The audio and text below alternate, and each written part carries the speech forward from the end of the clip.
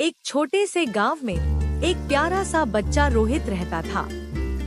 रोहित की उम्र 7 साल थी और वह बहुत ही नटखट और चंचल था। उसे भगवान श्री कृष्ण की कहानियाँ सुनने का बहुत शौक था। उसकी दादी रोज रात में उसे कृष्ण की लीलाओं की कहानियाँ सुनाया करती थी। धीरे धीरे कृष्णा उसके जीवन का हिस्सा बन गए।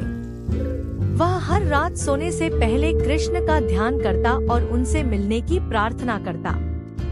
एक रात जब रोहित गहरी नींद में सोया हुआ था, उसने एक बहुत ही अद्भुत सपना देखा।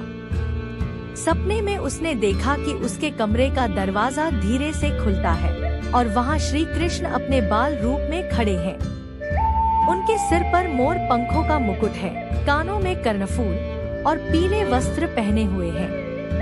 उनके चेहरे पर मधुर मुस्कान है और वे धीरे धीरे रोहित की ओर बढ़ते हैं। रोहित को अपनी आंखों पर विश्वास नहीं हुआ। वह खुशी से झूम उठा। कृष्णा ने उसके सिर पर हाथ रखा और मुस्कुराते हुए कहा, रोहित, तुमने मुझे बुलाया और मैं आ गया। तुम तो मेरे बहुत प्रिय हो। रोहित ने कृष्ण से कहा, कृष्णा, क्या आप सच में मेरे दोस्त बनेंगे? मुझे आपके साथ खेलना है, आपकी लीलाएं देखनी है। कृष्ण ने हंसते हुए कहा, रोहित, मैं हमेशा से तुम्हारा दोस्त हूँ। मैं हर उस बच्चे के साथ हूँ जो मुझसे सच्चे दिल से प्रेम करता है। इसके बाद कृष्ण ने रोहित को अपने साथ वृंदावन की सैर कराई। वहाँ उन्होंने गायों के साथ खेला, बांसुरी बजाई और गोपियों के साथ मस्ती की। कृष्ण ने उसे गोवर्धन पर्वत उठाने की कथा सुनाई, कालिया नाग का दमन दिखाया और अपनी अद्भुत लीलाओं के बारे में बताया। रोहित के लिए यह सपना जैसे वास्तविकता बन गया था।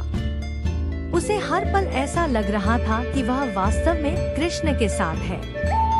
उसकी खुशी का कोई ठिकाना नहीं था। कृष्णा ने उसे प्रेम, भक्ति और सच्चाई की महत्ता सिखाई। उन्होंने रोहित को यह भी बताया कि कैसे उसे हमेशा सच्चाई का पालन करना चाहिए, दूसरों की मदद करनी चाहिए और हमेशा खुश रहना चाहिए। अंत में जब सपना खत्म होने का समय आया तो कृष्णा ने रोहित से कहा, अब मुझे जाना होगा, लेकिन याद रखना, मैं हमेशा तुम्हारे साथ हूँ। जब भी तुम मुझे याद करोगे, मैं आ जाऊंगा।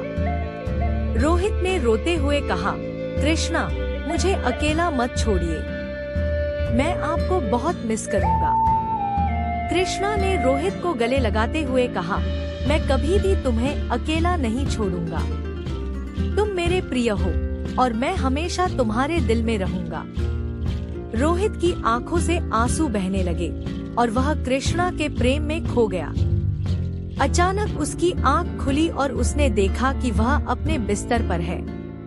कमरा वही था, सब कुछ वही था, लेकिन उसका दिल कृष्ण के प्रेम से भरा हुआ था।